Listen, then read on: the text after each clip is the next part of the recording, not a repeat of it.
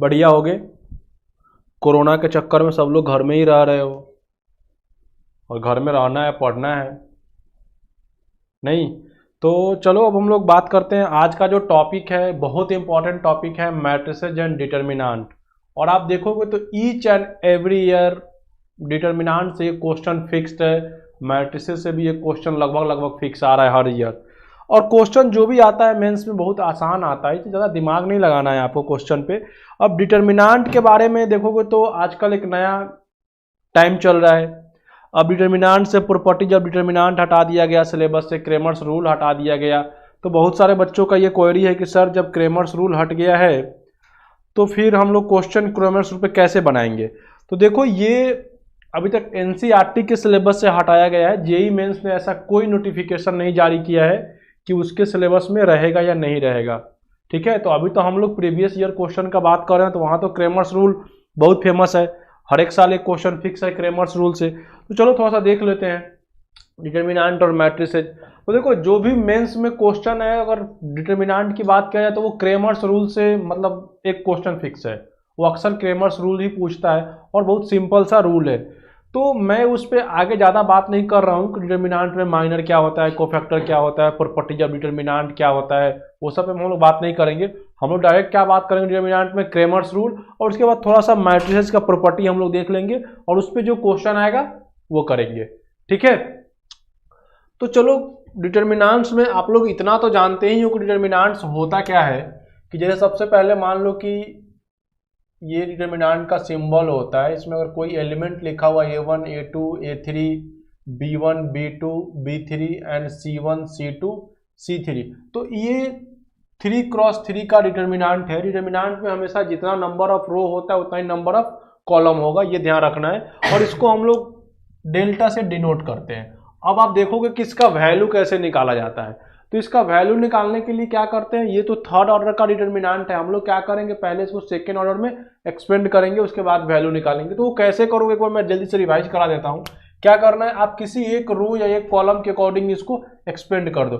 Suppose मान लो अगर आप R1 के अलॉन्ग एक्सपेंड कर रहे हो तो ये A1, अब A1 को वैल्यू लेगो तो क्या बचेगा, ये बंद कर दो, ये बंद कर दो, यहाँ पे क्या मिलेगा आपको B2 B3 C2 C3, clear, and minus B1, ये लाइन बंद, ये लाइन बंद, तो A2 A3 and C2 C3, clear है, ये C3 है। नेक्स्ट क्या हो जाएगा A1 B1 C1, तो इसके बाद C1 आएगा, इसके लिए ये बंद करोगे, ये बंद करोगे, तो A2 A3 B2 B3, आपका जो नेक्स्ट बनेगा A2 A3 B2 B3। अब आप देखो इसको सॉल्व करने हम लोग को आता है कि हम लोग डिटर्मिनेंट को कैसे सॉल्व करते हैं। तो सॉल्व करने का वे क्या होता है कि आप इसको लिखोगे A1, इसको मल्टीप्लाई करा दो और माइनस कर दो, तो B2 C3 minus B3 C2 minus B1 A2 C3 minus A3 C2 plus C1, ये कितना हो जाएगा आपका, ये हो जाएगा A2 B3 minus B2 A3। इस तरह से आप लोग क्या करते हैं, हम लोग डिटर्मिनेंट का वैल्यू को अब इसको मल्टीप्लाई करा लेंगे तो ये हमारा जो भी है आंसर आ जाएगा डिटर्मिनेंट का, क्लियर है। तो ये तो सिंपल है, सबको पता है कि कैसे सॉल्व करना है। बट डिटर्मिनेंट का जो मेन प्रॉपर्टी है, मेन, अब एक चीज ध्यान रखना, जब भी सॉल्व करना है तो जो इसका बेसिक प्रॉपर्टी है उसमें मैं बात नहीं करूंगा क्योंकि वो टाइम लगेगा ना, वो सब बात करें, हम लोग मेन चीज है उस पर ध्यान देना है। तो आप देखोगे कि डिटर्मिनेंट में अगर कभी भी आपको एक्सपेंड करना है तो एक्सपेंड करने में एक चीज का ध्यान रखना आप लोग कि कोई भी नंबर ऑफ रो या कॉलम में मैक्सिमम नंबर ऑफ जीरोज जिसमें हो उसको हम लोग उसके अकॉर्डिंग सॉल्व करना प्रीफर करेंगे। ये सपोज मान लो कि यहाँ पे जीरो होता है, यहाँ पे जीरो होता, तो आप कभी भी इसको R2 के लॉन्ग सॉल्व नहीं करना। सॉल्व करेंगे तो वैल्यू सेम आएगा, बट अगर जिस रो या कॉलम में नंबर ऑफ जीरो ज्यादा हो उसके अकॉर्डिंग सॉल्व करने से क्या होता है, आपका जो कैलकुलेशन है ईजी हो जाएगा और बहुत जल्दी सॉल्व कर लोगे, क्लियर। चलो तो अब हम लोग मेन बात करते हैं क्रेमर्स रूल पे, क्योंकि मैक्सिमम जो भी क्वेश्चन है जेईई का वो क्रेमर्स रूल पे ही है। तो पहले क्रेमर्स रूल देख लेते हैं क्या होता है। तो क्रेमर्स रूल के लिए आप ध्यान रखोगे कि उसमें होता क्या है कि हम लोग को सिस्टम ऑफ लीनियर इक्वेशन को सॉल्व करना होता है। This is a1x plus b1y and plus c1z is equal to d1 है, and this is a2x plus B2y plus C2z is equal to D2 and A3x plus B3y plus C3z is equal to D3। अब ये system of linear equation है, इसको solve करना है। तो इसको solve करने के लिए हम लोग क्या करते हैं, हम लोग एक डेल्टा बनाते हैं। और डेल्टा आप कैसे बनाओगे, A1 A2 A3 कर लो, A1 A2 A3 again B1 B2 B3 and C1 C2 C3, ये डेल्टा मिल जाएगा। अब यहाँ से आप फिर डेल्टा 1 निकालोगे, तो डेल्टा 1 का मीनिंग क्या है, डेल्टा 1 का मतलब है कि जो ये A1 A2 है इसके जगह पे आप D1 D2 से रिप्लेस कर दो। तो डेल्टा 1 आपका क्या आ जाएगा, this is D1 D2 D3 और ये तो as it is B1 B2 B3 रहेगा। और ये कितना हो गया C1 C2 C3, डेल्टा 2 यहाँ लिख लेते हैं। और ये डेल्टा 2 आएगा तो यहाँ पे A1 A2 A3, अब B1 B2 को D1 D2 से रिप्लेस कर दो, तो ये हो गया D1 D2 and D3, this one is C1 C2 C3। तो ये आपको डेल्टा 2 मिल गया। अब एक डेल्टा 3 भी मिल जाएगा। तो डेल्टा 3 कितना मिलेगा आपका, ये देख लो A1 A2 A3 and B1 B2 B3 और ये कितना आ जाएगा D1 D2 D3। तो यहाँ से आप अब ये डेल्टा मिल गया, डेल्टा 1 मिल गया, डेल्टा 2 मिल गया, डेल्टा 3 मिल गया। तो इससे हम लोग क्या करेंगे, x का वैल्यू निकाल लेंगे। जो ये इक्वेशन है, डिटर्मिनेंट जनरली पढ़ा ही जाता है इक्वेशन सॉल्व करने के लिए, ठीक है। तो यहाँ से हम लोग क्या करेंगे, एक्स वाई जेड का वैल्यू निकालेंगे। तो आप देखोगे कि x का वैल्यू यहाँ से क्या आएगा, x का वैल्यू जो आएगा x इज इक्वल टू होता है D1 by delta and y is equal to D2 by delta and z is equal to D3 by delta. ये एक्स वाई जेड का वैल्यू होता है। अब इसमें 3 कंडीशन हो सकता है कि जैसे क्या कंडीशन होगा कि इक्वेशन का सॉल्यूशन यूनिक होगा, क्लियर। तो जब भी देखो इक्वेशन का यूनिक सॉल्यूशन होगा तो उसको हम जब भी मतलब इक्वेशन का सॉल्यूशन मिलेगा तो हम उसको बोलते हैं यूनिक सॉल्यूशन और कंसिस्टेंट बोलते हैं। सिस्टम ऑफ इक्वेशन क्या बोलेंगे, कंसिस्टेंट। कंसिस्टेंट तो कंसिस्टेंट और एक होता है यूनिक सॉल्यूशन। यूनिक सॉल्यूशन मतलब वैसा क्या कंडीशन होगा कि कोई एक सिंगल एक्स वाई जेड हो जो इस तीनों इक्वेशन को सेटिस्फाई करता है, तो उसका कंडीशन क्या होगा। तो जब भी उस टाइप का कंडीशन आपको निकालना है तो कंडीशन कैसे निकालोगे, और उसका कंडीशन क्या है कि डेल्टा नॉट इक्वल टू 0 होना चाहिए। क्योंकि आप देख रहे हो जैसे डेल्टा 0 करोगे तो सब अनडिफाइंड हो जाएगा। तो डेल्टा का वैल्यू नॉट इक्वल टू 0 होगा तो सिस्टम ऑफ इक्वेशन है consistent and this is unique solution हम बोल सकते हैं। चलो नेक्स्ट क्या होगा कि अब नेक्स्ट क्या हो सकता है, नो सॉल्यूशन हो सकता है, इनफाइनाइट सॉल्यूशन। आपने 10th में पढ़ा होगा लीनियर इक्वेशन इन 2 वेरिएबल।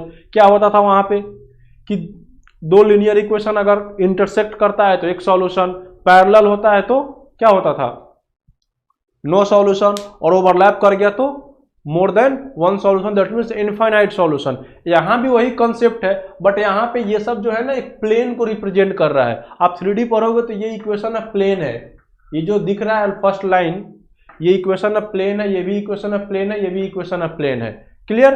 तो नो सॉल्यूशन का मतलब क्या होगा और इनफाइनाइट सॉल्यूशन का मतलब क्या होगा। तो जब भी अगर इनफाइनाइट सॉल्यूशन की आप बात करोगे तो इनफाइनाइट सॉल्यूशन में क्या होगा, delta equal to delta 1 equal to delta 2 equal to delta 3 equal to 0। ये इनफाइनाइट सॉल्यूशन का केस है। और एक जब नो सॉल्यूशन का केस क्या आएगा तो उसमें आप क्या लिख लोगे कि delta 1 delta 2 and delta 3 not equal to 0। मतलब इसमें से कोई एक ऐसा होना चाहिए जिसका वैल्यू क्या आए, 0 नहीं आए, क्लियर, ठीक है। तो ये हो जाएगा।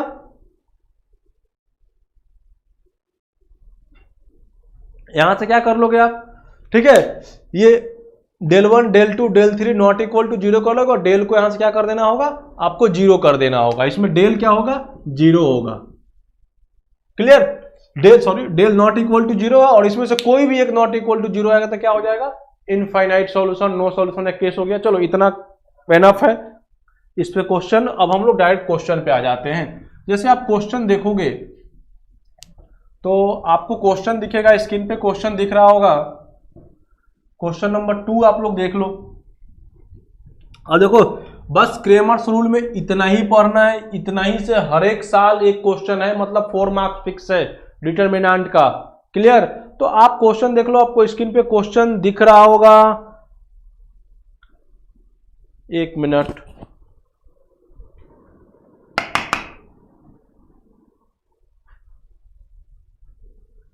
आप देखो क्वेश्चन नंबर 2। क्वेश्चन नंबर 2 आपको स्क्रीन पे दिखेगा कि if the system of linear equation this and this is consistent then, चलो देखते हैं कि the system of linear equation, वो क्या दिया हुआ है, x minus 4y plus 72 is equal to G लिखा हुआ है, and second one is 3y minus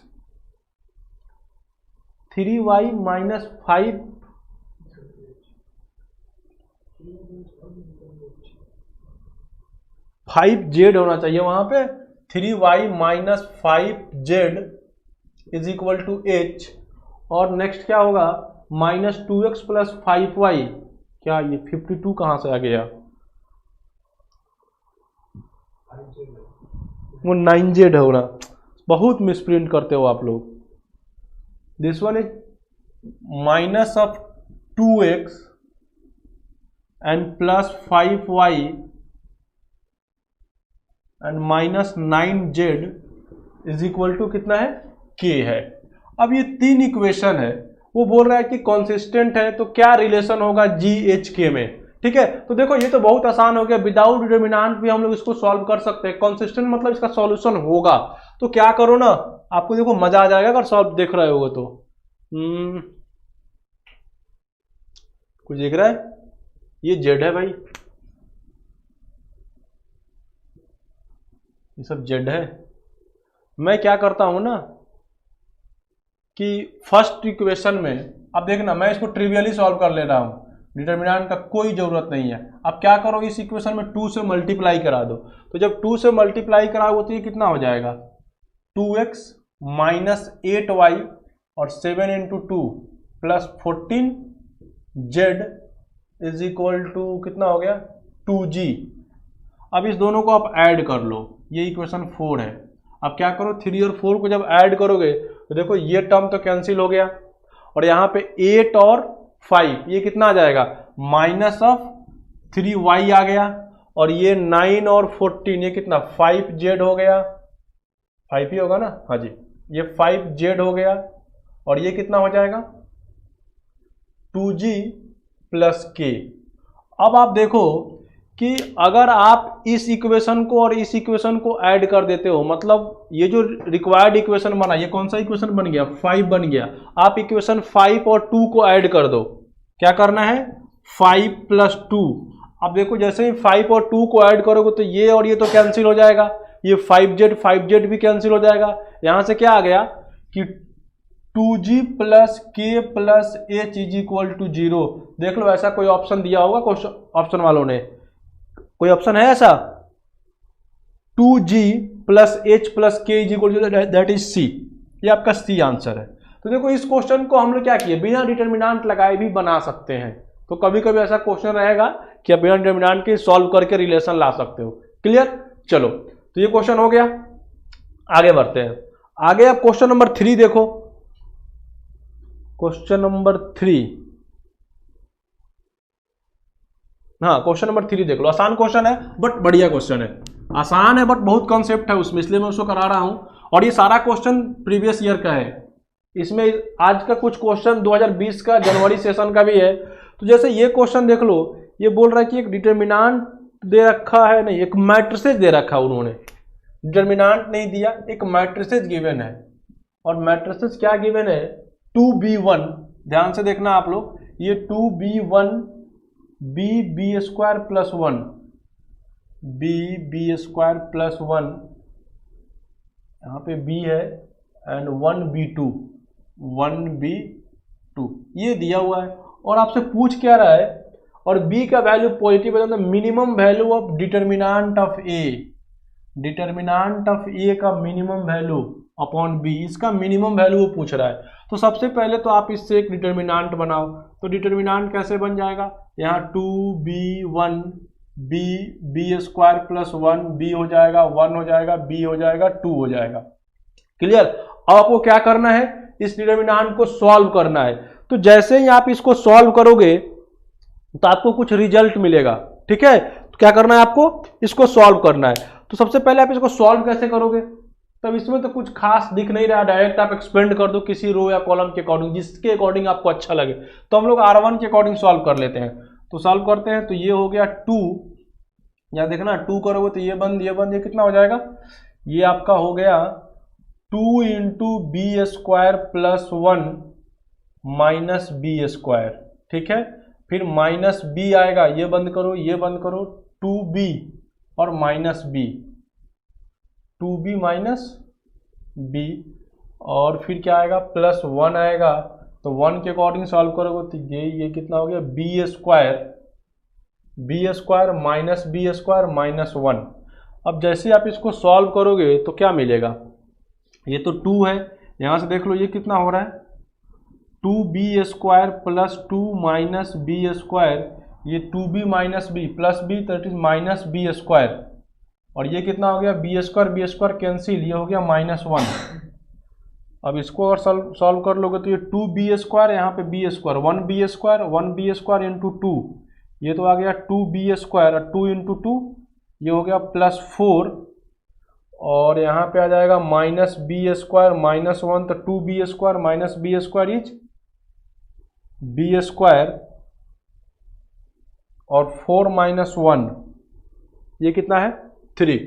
चलिए, ये डिटर्मिनांट का वैल्यू आ गया बी स्क्वायर प्लस 3, और हम लोगों को निकालना क्या है, determinant of A upon B का मिनिमम वैल्यू। तो आप देखो डिटर्मिनांट ऑफ आपको निकालना है B square plus 3 by B का मिनिमम वैल्यू। तो इसको थोड़ा सा सॉल्व कर लो, तो ये हो जाएगा b square upon b plus 3 by b, ये देखो तो क्या आएगा, ये हो गया बी प्लस 3 बाई बी। इसका मिनिमम वैल्यू चाहिए, b प्लस 3 बाई बी का मिनिमम वैल्यू हम लोगों को निकालना है। और हम लोगों को ऑलरेडी रिजल्ट में ये गिवन है कि b कैसा नंबर है, क्योंकि क्वेश्चन में दिया है कि b पॉजिटिव है। तो जब b पॉजिटिव है तो ये एक पॉजिटिव नंबर है, तो आप इसमें एम जीएम लगा लो। आपने एम ग्रेटर देन जीएम तो पढ़ा ही है सीक्वेंस सीरीज के चैप्टर में, तो एम ग्रेटर देन जीएम, इस दो नंबर का एम कितना होगा, b plus 3 by b upon 2 is greater than इसका जीएम। तो जीएम कितना हो जाएगा b by b into 3 by b, यहाँ b भी कैंसिल हो गया, ये कितना आ गया, दिस इज ग्रेटर देन √3, और इस 2 को उधर भेज दो तो 2√3, यहाँ पे हो गया b प्लस 3 बाई बी। इसका वैल्यू हमेशा 2√3 से ग्रेटर है, दैट मीन्स इसका मिनिमम वैल्यू कितना आ गया 2√3। मिनिमम वैल्यू क्या आ गया 2√3। आपका आंसर कितना 2√3 आंसर नंबर ए। क्लियर। तो देखो क्वेश्चन बहुत आसान था, बट ये कॉन्सेप्ट यहाँ था, डिटर्मिनांट इतना ही था, बट यहाँ पे आपसे एम जीएम यूज कर लिया गया, इसलिए ये क्वेश्चन थोड़ा सा अच्छा हो गया। तो क्लियर है, तो आंसर क्या आ गया ए आ गया। चलो नेक्स्ट क्वेश्चन देखते हैं।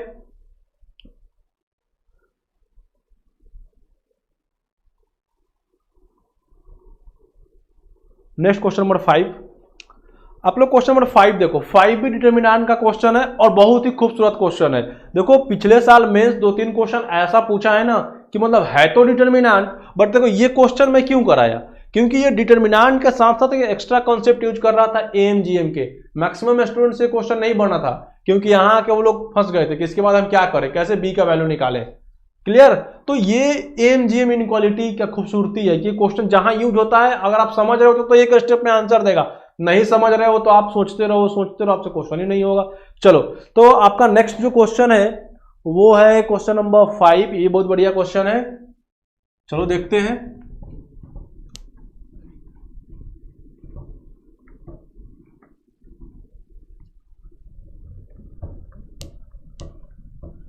आप लोग देखो 5 क्या बोल रहा है कि let the number 2b c b in AP। अच्छा भाई, सबसे पहला बात कि 2b और c क्या बोला उसने कि ये भैया AP में है। तो AP में है तो आपको दो चीज तो हमेशा याद होना चाहिए कि b minus 2 is equal to c minus b होगा। एक तो आप इस बात को याद रखना, दूसरा क्या याद रखना, मैं थोड़ा सा काम कर लूँ इस पे, आप क्या b को लिख सकते हो 2 प्लस d और C को लिख सकते हो, क्या लिखोगे 2 + 2D। इतना फिलहाल कर लो, ये मैं कर लिया।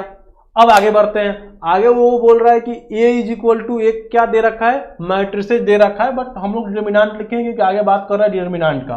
तो डिटर्मिनेंट ऑफ A का मतलब, A का डिटर्मिनेंट कितना है 1 2 4, ये है 1 2 4। नेक्स्ट क्या है 1b² 1b² and next one is 1c² ये है 1c एंड c²। क्लियर।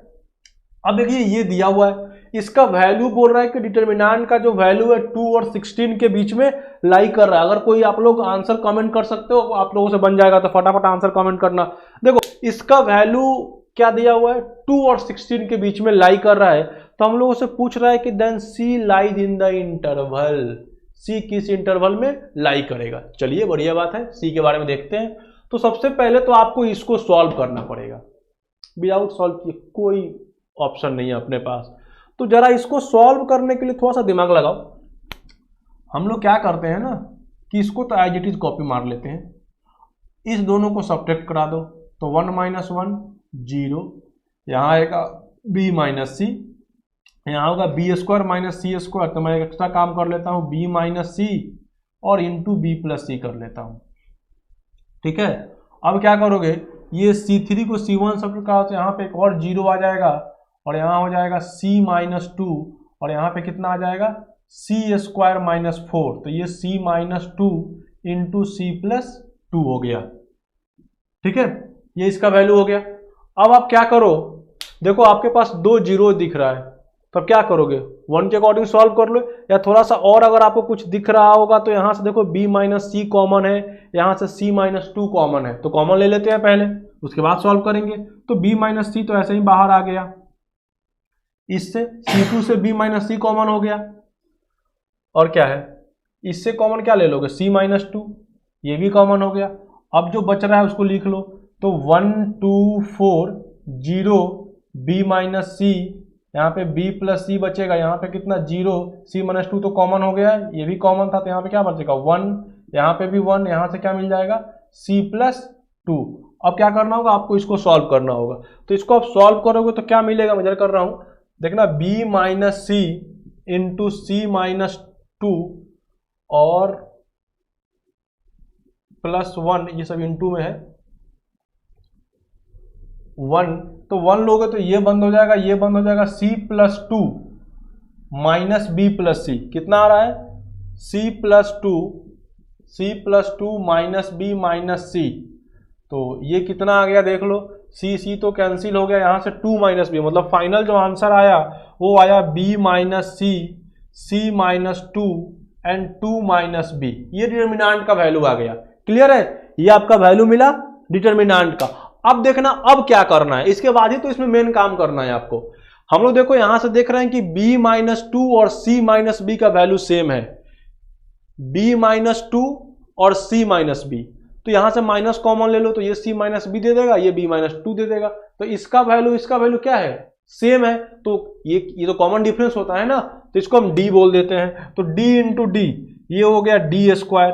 अब बताओ c - 2 का वैल्यू कैसे निकालोगे, c - 2 का वैल्यू देखो यहां से मिल जाएगा d के टर्म में, c - 2 कितना है 2d है, तो ये हो गया आपका 2d। और इसका वैल्यू कितना दिया हो गया है, क्वेश्चन में बोला जा रहा है कि दिस वैल्यू लाइज बिटवीन, नहीं दिख रहा है,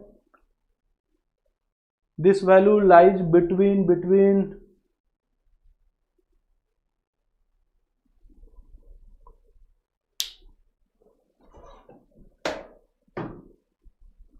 ये क्या है 2 और 16 के बीच में लाई कर रहा है, तो 2 और 16 के बीच में ये वैल्यू लाई कर रहा है। हम लोगों को c का वैल्यू बताना है, तो जरा देखो ये तो dq हो गया, ये आपको dq दिख रहा है, 2 से डिवाइड लगा दो तो 8 हो गया, और इधर कितना आ गया 1 आ गया। तो d का वैल्यू आप कितना बोलोगे कि ये 2 और 1 के बीच में लाई करेगा, क्यूब रूट ले लिया मैंने, तो d का वैल्यू 1 और 2 के बीच में लाई कर रहा है। लेकिन हम लोगों को निकालना क्या है c का वैल्यू। अब देखना c का वैल्यू यहाँ पे है, यही ना c है, तो c कैसे मिलेगा, आप 2d निकाल लो। तो यहां से जब d मिल गया तो देखो तो 2d क्या होगा 2 इंटू 2 4 कर लेंगे और ये हो जाएगा 2, और c का मतलब 2d प्लस 2, तो इसमें 2 ऐड कर लो, तो 2 प्लस 2d, ये 4 और 2 कितना हो गया 6, और इधर आ गया आपका 4, तो 2d का मतलब c, that mean c lies between 6 and 4। ये आपका ऑप्शन देखिए कौन सा है, ऑप्शन नंबर बी, आपका ऑप्शन बी है। देखो क्वेश्चन बहुत आसान था, बट ये क्वेश्चन में बहुत कॉन्सेप्ट था, हम लोगों ने एपी लगाया। ये सब बच्चे क्या होता है कि एग्जाम में आपको आइडिया नहीं आएगा अगर आप स्टेप बाय पहले से नहीं करके गए हो, तो क्वेश्चन इस टाइप का क्वेश्चन नहीं करोगे एग्जाम में नहीं समझ में आएगा, क्योंकि आप इतना तो सॉल्व करोगे। सारे बच्चे ये क्वेश्चन मैक्सिमम बच्चों से एग्जाम में नहीं हुआ था, क्योंकि उन्होंने इतना सॉल्व किया उसके बाद वो यहाँ के फंस गए थे। क्लियर, तो चलो इसलिए क्वेश्चन कराया। ये क्वेश्चन बहुत खूबसूरत है और कंसेप्ट वाला है। चलिए नेक्स्ट क्वेश्चन देखिए, क्वेश्चन नंबर 7।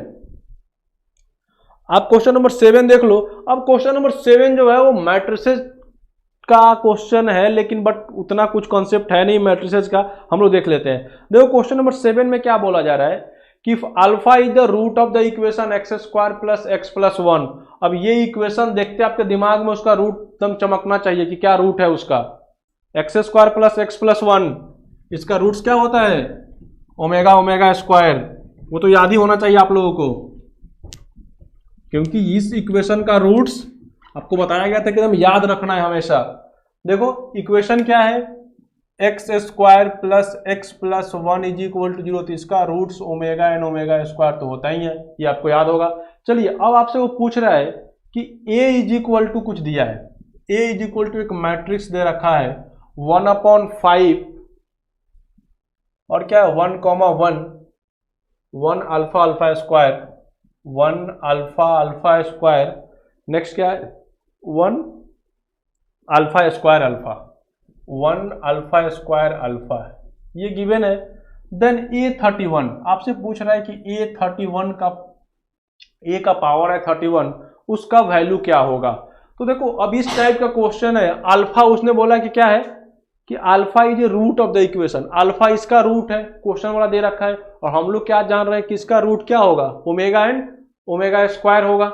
ठीक है, तो चलो आप सॉल्व करते हैं। तो ये 1/5 कर लेते हैं, इसको आप सॉल्व करोगे तो ये तो 1 1 1 हो गया, ये 1 omega omega square, 1 omega square and omega, ये आ गया आपका ए का वैल्यू। ये 1/5 नहीं था, ये शायद कुछ गलत ना, गलत क्यों टाइप करता है ये लोग, क्या था ये 1/√3 होना चाहिए, दिस इज 1/√3।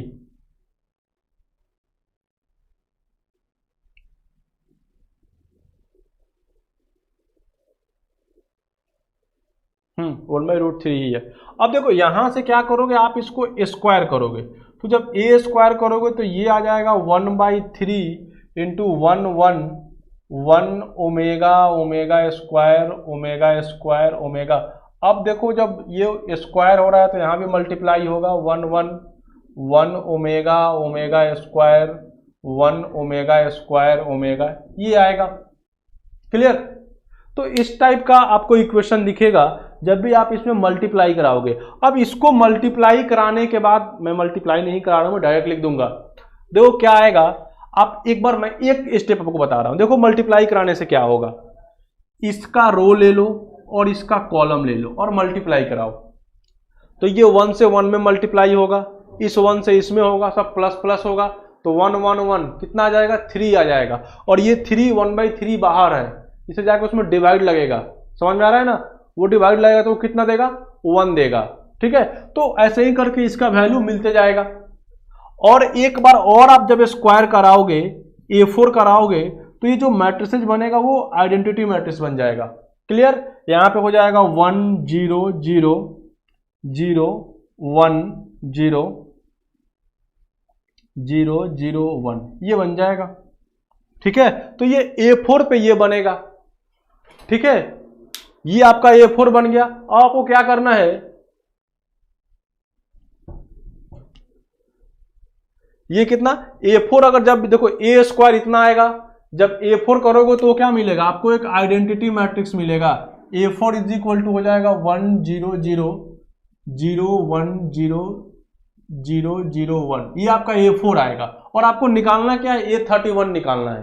तो आप देख रहे हो कि जब A4 आइडेंटिटी मैट्रिक्स है तो उसका पावर कितना हो बढ़ा हुआ, तो क्या होते जाएगा, आइडेंटिटी मैट्रिक्स ही बनते जाएगा। क्लियर है। तो हम लोगों को निकालना है A31।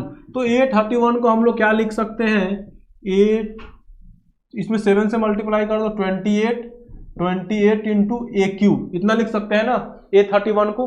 तो आप देखो जैसे ही ये कितना हो गया A28, तो ये तो 4 का मल्टीपल है। एक बार और लिख देता हूं मैं, ये कितना लिखा हुआ है 4 इंटू 7, तो ये तो 4 आइडेंटिटी मैट्रिक्स आ गया है।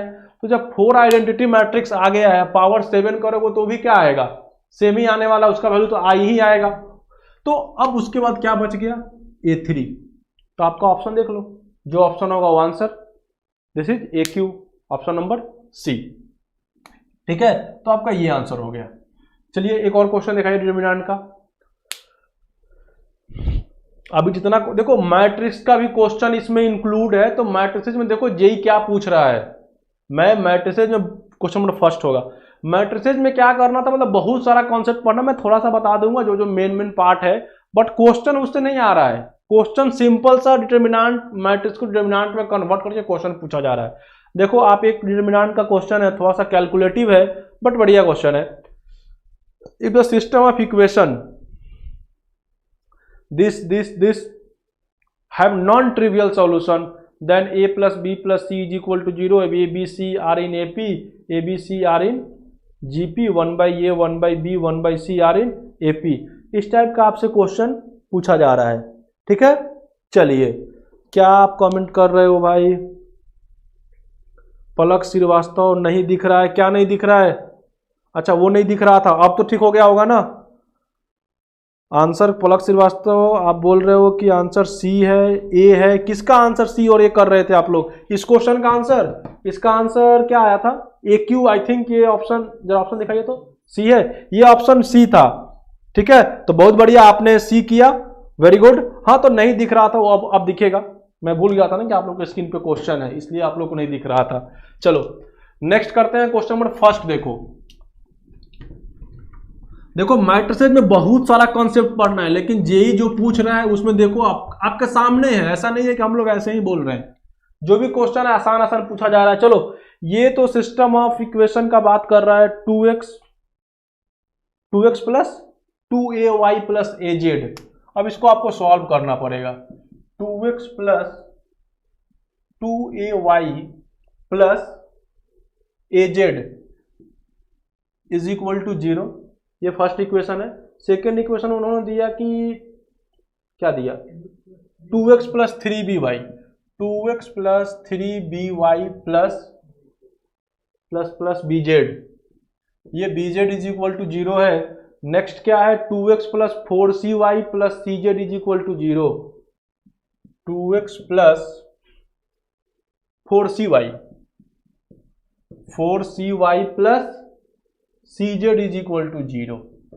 अब देखो ये बोल रहा है कि the system of equation had non trivial solution. अब आप क्या करोगे, इसको नॉन ट्रिवियल सॉल्यूशन की बात हो रही है, यही हो रहा है ना। अब 4 ऑप्शन दे दिया है, तो जब भी इस टाइप का क्वेश्चन डेल्टा का वैल्यू 0 कर देना है। आप कुछ मत करो, डेल्टा 0 कर दो। डेल्टा क्या होता है पता है ना सबको, पता ही होना चाहिए। x का कोएफिशिएंट 2 2 2, y का coefficient 2a 3b and 4c, z का कोएफिशिएंट abc, इसको आप 0 कर दो और सॉल्व कर दो, जो रिजल्ट आ जाएगा वो हो जाएगा। अब देखना इसको सॉल्व करने के लिए आप ज़्यादा कुछ दिमाग मेरे हिसाब से तो नहीं लगाओ तो बेटर है, क्योंकि जितना इधर उधर करोगे आप डायरेक्ट सॉल्व भी कर सकते हो। बट एक काम तो कर ही सकते हो, यहाँ से 2 कॉमन ले लेते हैं, तो 2 कॉमन ले लेंगे तो बाहर आ जाएगा 1 1, यहाँ पे हो गया 2a 3b 4c और ये बच गया abc, this is equal to 0। अब क्या करो, सबको सब्ट्रैक्ट करा लेते हैं, सब्ट्रैक्ट करा लिया जाए तो अब सॉल्व करेंगे, आसान होगा। तो इसमें से इसको कर लो तो 0 0 1, यहाँ आपको दिख रहा होगा 2a माइनस 3b, यहाँ क्या मिलेगा 3b माइनस 4c, ये 4c हो गया और ये कितना a minus B, B minus C and C. अब इसको सॉल्व कर लीजिए तो प्लस माइनस प्लस, तो ये तो 2 है, 1 के अकॉर्डिंग करेंगे तो ये बंद होगा, ये बंद होगा। यहाँ पे क्या हो गया 2a minus 3b into B minus C minus A minus B. ध्यान रखना आप लोग कुछ गलत ना हो, कैलकुलेशन मिस्टेक होगा, आंसर नहीं आएगा। चलो दिस इज इक्वल टू 0 भी है, ये 0 के इक्वल है। फटाफट सॉल्व कर लेते हैं। ये 2 तो उधर भेज दो आप, 2 चला गया। उसके बाद क्या हो जाएगा, यहां से मल्टीप्लाई कराओ, तो मल्टीप्लाई कराओगे तो क्या मिलेगा 2a और b करा दो तो ये हो गया 2ab, इस b से ये टकराएगा माइनस 3b स्क्वायर, c से करा दो तो माइनस 2ac प्लस 3bc। यहाँ माइनस अब ये रहने दो, इससे मल्टीप्लाई कराओ तो ये हो जाएगा 3ab, ये जाएगा तो माइनस 4ac, फिर इससे अब करा लो तो minus of 3b square and minus minus plus 4bc। Clear, 2ab minus 3b square minus 2ac plus 3bc minus 3ab plus 4ac plus 3b square minus 4bc is equal to 0। अब देखो कुछ मारपीट हुआ, कुछ कटा, हाँ जी, ये 3b स्क्वायर कैंसिल। अब क्या हो रहा है, यहाँ पे 2ab है और कहीं ab है क्या, 2ab और यहाँ पे ab है। देखो ये 2ab और ये 3ab कितना हो गया माइनस ऑफ ab, तो ये माइनस ab आ गया। ac का देख लो माइनस 2ac और प्लस 4ac, इस दोनों में कितना आ जाएगा, दिस इज प्लस 2ac। अब एक bc वाला टर्म बच रहा है तो 3bc और माइनस 4bc, ये कितना हो जाएगा, ये हो गया माइनस ऑफ bc। हाँ जी, ये minus bc is equal to 0। अब यहां से देखो, यहां से आप क्या करोगे, ये सारे निगेटिव वालों को उस साइड भेज दो, तो यहां से हो गया आपका 2ac is equal to ab plus bc। अब क्या करेंगे, abc से डिवाइड लगा देते हैं, तो abc से डिवाइड लगा देंगे तो ये हो जाएगा 2 अपॉन b, यहाँ पे क्या आ जाएगा 1 अपॉन abc, तो ab तो कट जाएगा c, और यहाँ पे क्या आ जाएगा 1 अपॉन a। तो देखो ये ऐसा कोई ऑप्शन है क्या, 1/2b is equal to 1/a plus 1/c। हाँ जी, option number C, option number C देखो क्या बोल रहा है। अब यहां से आप ये तो बोल ही सकते हो ना कि एपी में है, जब एपी का रिजल्ट होता है ना कि A B C are in AP, तो क्या होता है 2b is equal to a plus C, यही होता है ना। That means 1/a 1/b 1/c are in AP, तो आपका ऑप्शन नंबर 3 है। तो देख लो आसान क्वेश्चन था, सिर्फ कैलकुलेशन था। क्लियर, चलो कोई आंसर किया था, आंसर आप कर रहे हो नहीं, इसका आंसर आप लोगों ने नहीं दिया। आंसर करो फटाफट, आप लोग देखते रहो, आंसर करते रहो।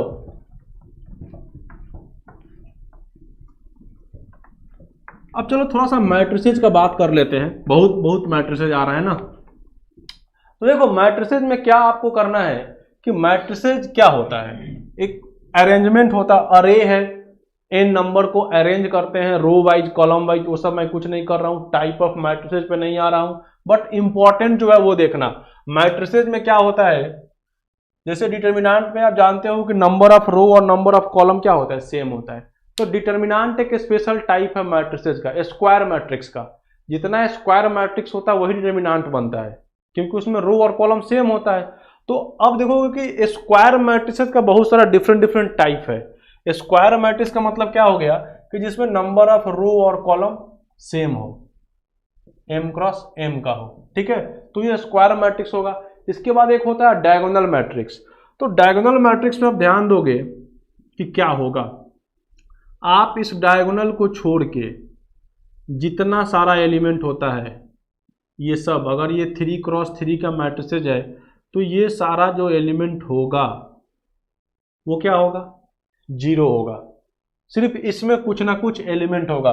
तो डायगोनल मैट्रिक्स को जनरली हम लोग कैसे डिनोट करते हैं कि a i j is equal to, ऐसे लिख लो, a i j is equal to 0 when i not equal to j, और दिस इज इक्वल टू, कोई कांस्टेंट लिख दिया जाए लेकिन सेम नहीं लिखेंगे, this is not equal to 0 when i equal to j, ये क्या होता है 0 के इक्वल नहीं होता है। मतलब कुछ भी हो सकता है।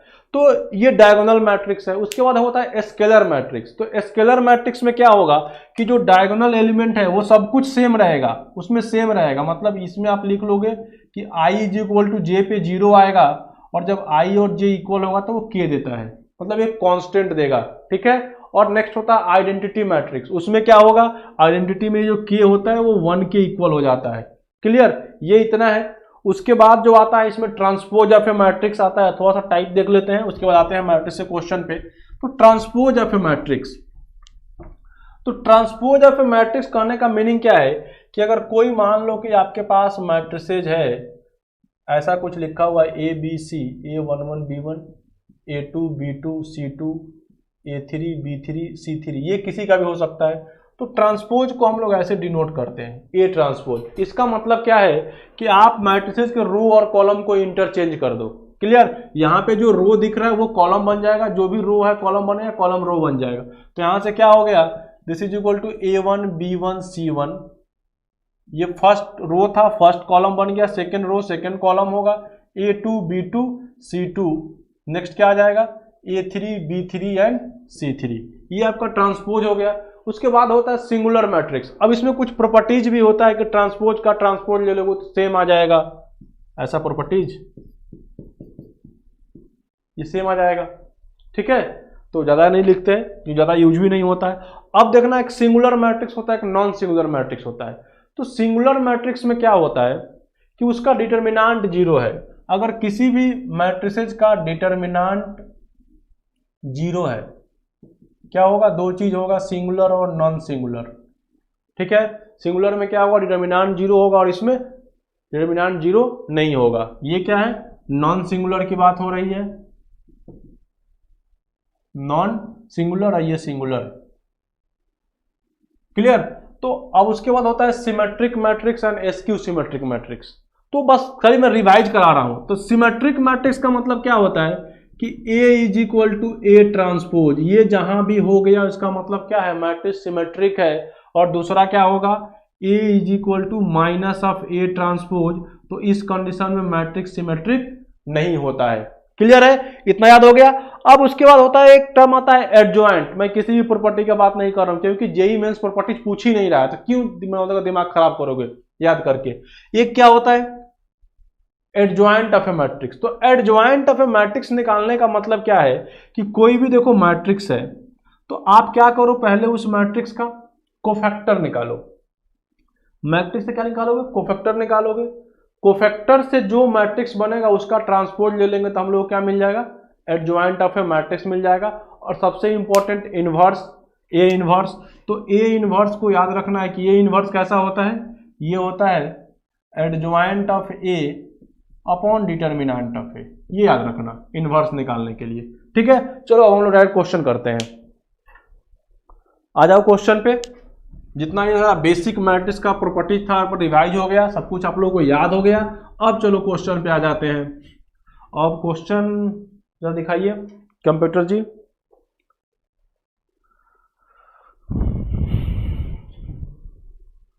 मुझे दिखेगा तब तो।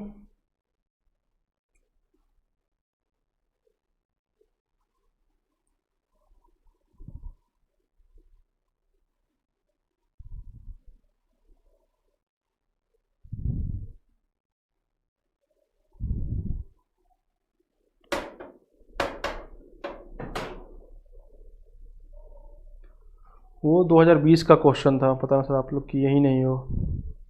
एक मिनट, इस साल का क्वेश्चन था वो।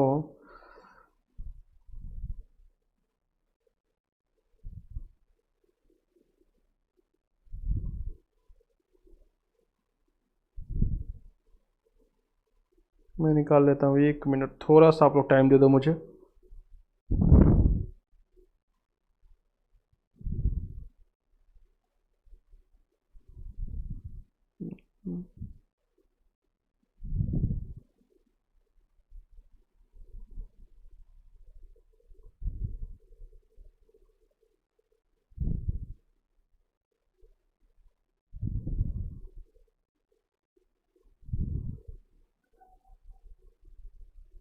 हाँ जी, देखिए आप लोग, वो आपको क्वेश्चन नहीं दिखेगा स्क्रीन पे, मैं क्वेश्चन बता रहा हूँ। अब देखो कि क्या बोल रहा है कि A is a 3x3 matrix whose elements from the set -1 0 1। ये 2020 का क्वेश्चन है। मतलब ए दिया हुआ है कि ए एक 3x3 मैट्रिक्स है, इसका जो भी एलिमेंट है बिलोंग कर रहा है -1 0 1 से। Clear? Then find the number of matrix A such that trace of A और A transpose is equal to 3 where. चलो अब देखो कितना बढ़िया काम किया जेईई मेंस। वो तो आपसे एक ये नया टर्म दिया ट्रेस, हम और ट्रेस को डिफाइन भी करके दिया है। ऐसे भी अगर ट्रेस डिफाइन नहीं किया होता तो ट्रेस का मतलब क्या है? ट्रेस का मतलब होता है कि कोई भी मैट्रिसेज उसका जो डायगोनल एलिमेंट है उसको ऐड कर दो तो उस मैट्रिसेज का वो ट्रेस हो जाता है। क्लियर? ऑलरेडी जेईई मेंस ने लिख के रखा है, वो पिछले साल मतलब इस साल 20 में क्वेश्चन आया था जनवरी के सेशन में। क्या बोला था कि trace of A into A transpose is equal to 3, और ए एक मैट्रिसेज है 3x3, उसका एलिमेंट क्या क्या हो सकता है? 0 -1 और 1, और कुछ नहीं, इतना ही लेना है। तो अब इस क्वेश्चन में क्या करते हैं हम लोग, सबसे पहले तो हम लोग ए कुछ मान लेते हैं, कुछ भी मान लो। ए एक मैट्रिसेज एज्यूम कर लिया जाए। कैसा मैट्रिसेज है भाई? 3x3 का मैट्रिसेज है। तो इसको अगर मान लिया जाए कि ये A1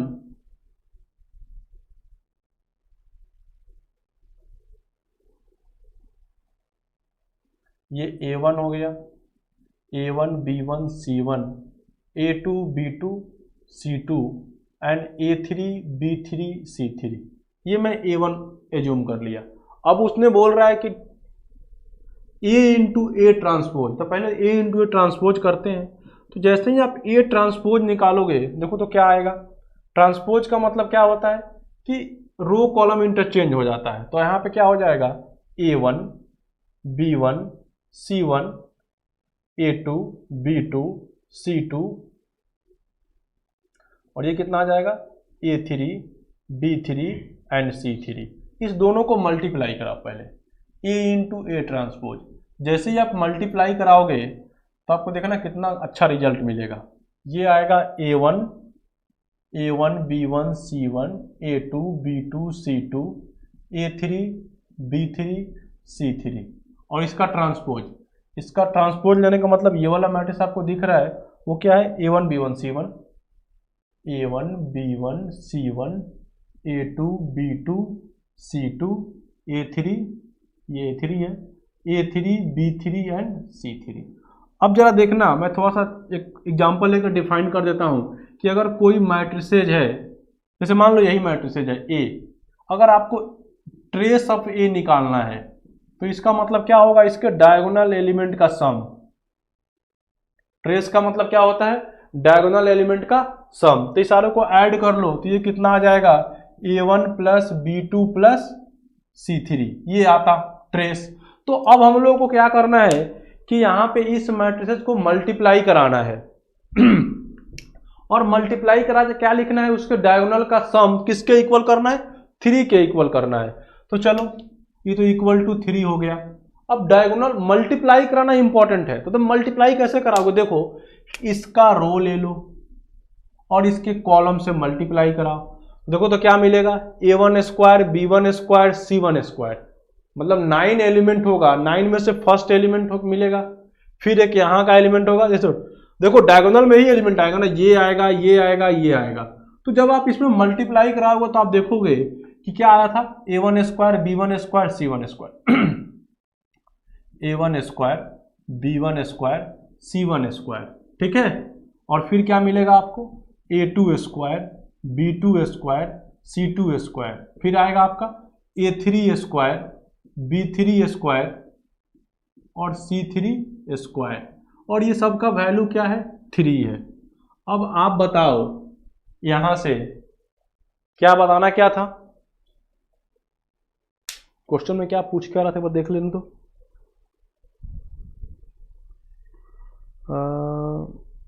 वेयर ट्रांसपोज है तो A cross 3 matrix element from set इतना। तो find the number of matrices A such that. अच्छा, कितना ऐसा मैट्रिक्स बनेगा। तो ऑप्शन लिख देता हूं मैं आपके लिए। फर्स्ट ऑप्शन था 572, सेकेंड ऑप्शन है 612 एंड थर्ड है 672 एंड फोर्थ वन इज 682। ये ऑप्शन है आपका। अब देखना, अब ये इंपॉर्टेंट क्वेश्चन इसलिए हो गया और मैं इसलिए करा रहा हूं कि ये क्वेश्चन यहां तक तो मैट्रिसेस था, इसके बाद ये परमुटेशन हो गया। ये बात समझ में आ रहा है? देखो ये परमुटेशन कॉम्बिनेशन चला गया इसके बाद। तो आप देख रहे हो कि ये सारे एलिमेंट का सम क्या आना चाहिए, 3 आना चाहिए। और आपके पास नंबर क्या क्या है, -1 0 1। तो जब इसमें से क्या क्या पॉसिबिलिटी है, आपके पास 9 डिफरेंट नंबर है और सब पॉजिटिव नंबर है, एक सारा पे स्क्वायर लगा हुआ है। 9 डिफरेंट नंबर का सम कितना आना चाहिए, 3 आना चाहिए। और 9 के लिए ऑप्शन क्या क्या है, 1 0 -1, 3 ही ऑप्शन है। तो पहले तो अगर मान लो इसमें से अगर कोई भी 3 नंबर 1 1 हो जाता है, इन 9 में से कोई भी 3 अगर 1 1 हो जाए तो 3 आ जाएगा और 6 क्या हो जाएगा, 0 हो जाएगा। या फिर अगर 9 में से कोई भी 3 -1 हो जाए तभी क्या आ जाएगा, -1 का स्क्वायर -1 का स्क्वायर -1 का स्क्वायर इज ऑल्सो 3, तो भी हो जाएगा। तो हम लोग क्या करते हैं कि इस 9 में से कोई 3 को सिलेक्ट कर लेते हैं, 9C3, क्योंकि 3 ही पे काम करना, 6 तो 0 होना ही है, क्योंकि सबका सम किसके इक्वल है, 3 के इक्वल है। और आपके पास पॉसिबिलिटी क्या है कि सारा नंबर आइदर -1 हो जाए, 0 हो जाए या 1 हो जाए। ठीक है, तो 6 में से कोई भी 3 चूज कर लिया मैं। अब उस जो 3 मैं चूज किया हूं उन लोगों के पास क्या ऑप्शन है, उन तीनों के पास क्या ऑप्शन है कि आइदर 1 हो या फिर -1 हो। तो एक के पास कितना ऑप्शन, 2, फिर दूसरे वाले के पास भी 2 और तीसरे वाले के पास भी 2। इसको मल्टीप्लाई करा लो, आपका आंसर आ जाएगा। ये ध्यान से देखना, ये क्या हुआ, ये 9C3 मैं क्यों कर रहा हूं, क्योंकि अपने पास 9 डिफरेंट नंबर है। ये सारा का सम कितना होना चाहिए, 3 लाना है। 9 डिफरेंट नंबर है, सबका सम आपको 3 लाना है। क्लियर, और 3 लाना है। और उसमें खास बात यह है कि नंबर क्या है, 0 -1 है। तो कोई भी 3 नंबर अगर आइदर कोई भी तीनों नंबर लगातार 1 हो जाए या -1, जो स्क्वायर है सब सेम आएगा, तभी जाके ये पॉसिबल है। तो 9C3 इंटू 2 इंटू 2 इंटू 2, तो ये तो 8 हो गया।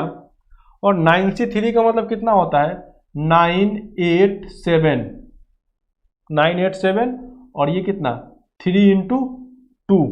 तो अब देख लो क्या हो रहा है, तो 3, ये 3 आ जाएगा, 2 से काट लो तो ये 4 हो गया, मल्टीप्लाई करा लो, 8 इंटू 3 ये 24 और इंटू 28। जल्दी देखो कौन सा आ रहा ऑप्शन, जरा मल्टीप्लाई कराओ जी, 24 इंटू 28, जो आ जाए। सब में तो लास्ट में 2 ही है, शॉर्टकट काम नहीं कर रहा है। जल्दी से मल्टीप्लाई करा आप लोग, आंसर बताओ क्या आएगा, कितना आ रहा है, 682। तो हो जो भी आ जाए, अगर 682 आ रहा था 682 आंसर आ गया। तो इस क्वेश्चन में खास बात क्या था, ये परमुटेशन लगाना, इसलिए क्वेश्चन आपको कराया गया है। क्या परमुटेशन इस क्वेश्चन में हो रहा है। यार क्या क्या आप लोग बोल रहे हो, कभी 72, 672। भाई देख लो, मैं मल्टीप्लाई नहीं कर रहा हूं, ये आपका आंसर है 24 इंटू 28। आप मल्टीप्लाई करा लो, जो आ जाए आपका आंसर है। ठीक है, चलो। तो ये सब आसान आसान क्वेश्चन जो है अक्सर मेंस पूछ रहा है, तो आपको इस पे ध्यान देना है और क्वेश्चन को आसानी से करना है, ज़्यादा कुछ दिमाग नहीं लगाना है। चलो एक क्वेश्चन और देखते हैं लोग, मिल जा। हाँ, एक और खूबसूरत सा क्वेश्चन है 2020 का, उसमें जो लिखा हुआ है सब 2019 वाला है, 20 वाला नहीं लिखा हुआ है। तो मैं 20 वाला क्वेश्चन निकाल के आपको मोबाइल से करा दे रहा हूँ। चलो 20 का एक और क्वेश्चन है, वो आज का लास्ट क्वेश्चन होगा।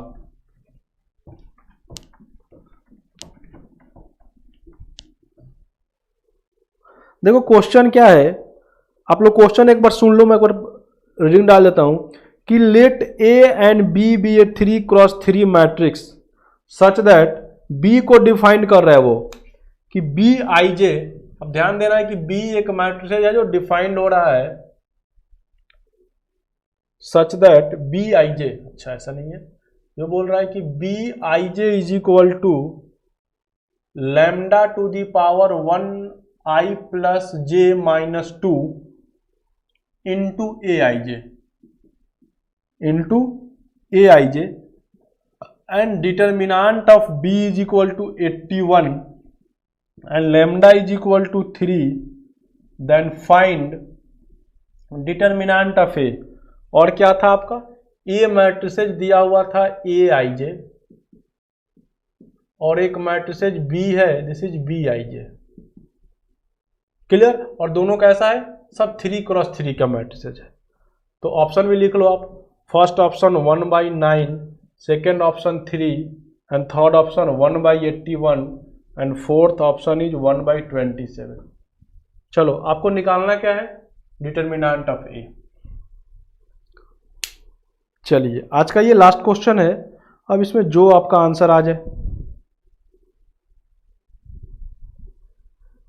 Hrithik, hi sir. हाँ जी, हेलो। चलो आंसर करो, आंसर। चलो देखते हैं हम लोग। अब देखना इसमें क्या करना है। सबसे पहले तो हम लोगों को ए निकालना है, ए निकालना है। हाँ, पहले तो ये देखो बी डिफाइंड होकर दे रखा है, तो बी अगर मैट्रिसेज आप बना रहे हो तो बी मैट्रिसेज कैसे बनेगा, बी आई जे गिवन है। तो अगर मैं बी का बात करूं तो बी देखो तो मैट्रिसेज क्या होगा, अगर ऐसे आप बनाओगे तो ऐसे तो मान लो कि A11, A12, A13, फिर क्या आएगा A21, A31, A22, A32, A23 and A33, ऐसा बना होगा। ये सब ये बी में है, ठीक है। बट यहां देखना मैं इसी में अपना काम कर लूंगा, बी में कैसे बना रहा हूं वो ध्यान देना। मैं बी बना रहा हूं तो पहले तो ये एलिमेंट लिख लिया। अब देखना बी बन कैसे रहा है, बोल रहा है कि अगर B11 निकालना, ये B11 है फर्स्ट एलिमेंट, तो क्या होगा i का पावर 1 + 1 - 2 और लेमडा का वैल्यू कितना दिया है 3, तो 3 का पावर i + j मतलब 1 + 1 तो 2 हो गया, 2 - 2 0, तो यहां पे मिल गया आपको 3 का पावर 0।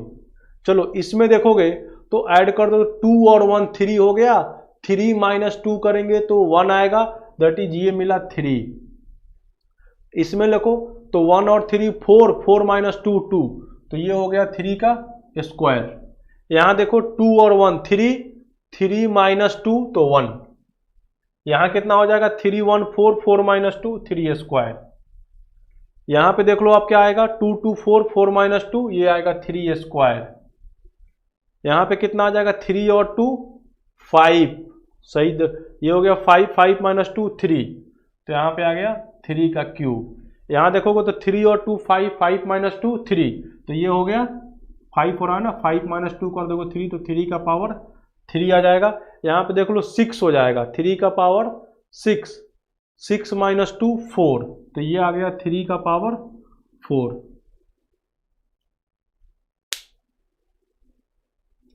चलो इसको सॉल्व कर लेते हैं हम लोग। इसको सॉल्व करोगे तो देखना क्या मिलेगा, ये आपको मिलेगा, क्या कुछ दिख रहा है आपको, आप क्या करो ना, अच्छा पहले एक बार और लिख लेते हैं। ये तो आपको दिख रहा है कि A11 है, A11 इस वाले से आप 3 कॉमन निकाल सकते हो, निकाल लो।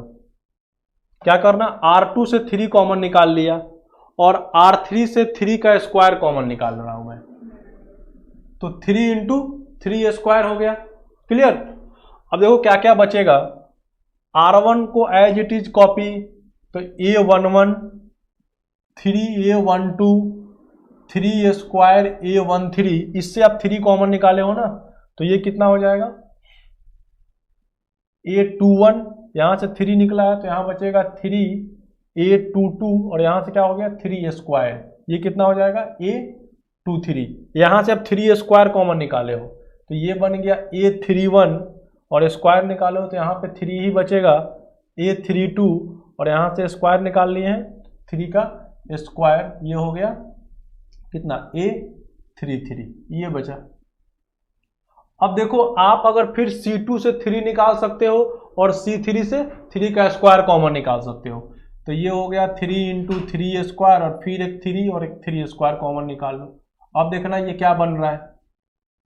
अब जो ये बनेगा आपका A11, A21, A31, यहाँ पे A12 आ जाएगा, A22 आ गया और ये A32, A13, A23 और A33, इतना बना। ये कौन सा मैट्रिसेज हुआ? ये B है, ये सारा B मैट्रिसेज है। ये क्या है? B। अब डिटर्मिनेंट ऑफ B निकालोगे तो ये सब तो ऐसा ही रहेगा। ये कितना हो गया? 27 इंटू 27, ये लिखा हुआ है 27 इंटू 27। और ये देखो ये क्या हो गया? ये तो A मैट्रिक्स बन गया ना, तो डिटर्मिनेंट ऑफ A। और हम लोग को क्या करना है? डिटर्मिनेंट ऑफ A का वैल्यू निकालना है। तो आपको डिटर्मिनेंट ऑफ B का वैल्यू दे रखा है 81। तो final answer is 81/27 into 27 is equal to determinant of A। कटेगा क्या?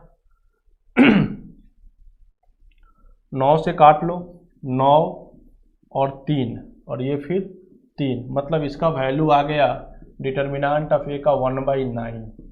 1/9 द फर्स्ट ऑप्शन। ठीक है, तो देखो आसान क्वेश्चन था, जो भी था हम लोग कर लिए। अब मैट्रिसेज हो गया आपका। अब इसमें देखो आंसर कोई बोल रहा है ऋषि ए आंसर होगा। सर वेरी गुड ऋषि, गुड, ऐसे ही आप करते रहो आप लोग। आपका आंसर ए आया है, बहुत बढ़िया। तो ये आप देख रहे हो कि जो भी क्वेश्चन हुआ सबका थोड़ा सा कैलकुलेशन था, तो डिटर्मिनेंट ऑफ मैट्रिक्स कैलकुलेटिव होता ही है। और जो भी इस चैप्टर देखो, इतना करने से आपका आप जो आगे सामने एग्जाम है मेंस का, आप कॉन्फिडेंस में तो आ गए होगे कि जो भी मैट्रिक्स डिटर्मिनेंट का क्वेश्चन आएगा आप करके आओगे और 4 मार्क्स फिक्स है। इससे मतलब 2 क्वेश्चन तो फिक्स है, एटलीस्ट एक तो आना ही आना है। कभी अगर दोनों मिला कर पूछेगा तो एक क्वेश्चन आएगा। जैसे ये क्वेश्चन क्या था? डिटर्मिनेंट ऑफ मैट्रिक्स का कॉम्बिनेशन था। मैक्सिमम क्वेश्चन हम लोग ऐसे ही किए हैं जिसमें क्या है, दोनों कंबाइंड फॉर्म में है। तो चलिए आज के लिए इतना ही। अब कल से हम लोग स्टार्ट करेंगे कैलकुलस। बहुत लोगों का डिमांड था कि सर कैलकुलस कब स्टार्ट होगा, तो आपका इंतजार का घड़ी समाप्त हो गया है। कल हम लोग कैलकुलस करेंगे और कल पहला चैप्टर दिस इज फंक्शन, कल फंक्शन होगा, उसके बाद सारा सीरीज स्टार्ट रहेगा कैलकुलस का। चलिए तो आज के लिए बाय बाय, गुड नाइट। बस आप लोग पढ़ते रहो, कल हम लोग फंक्शन के लिए फिर मिलते हैं इसी टाइम में।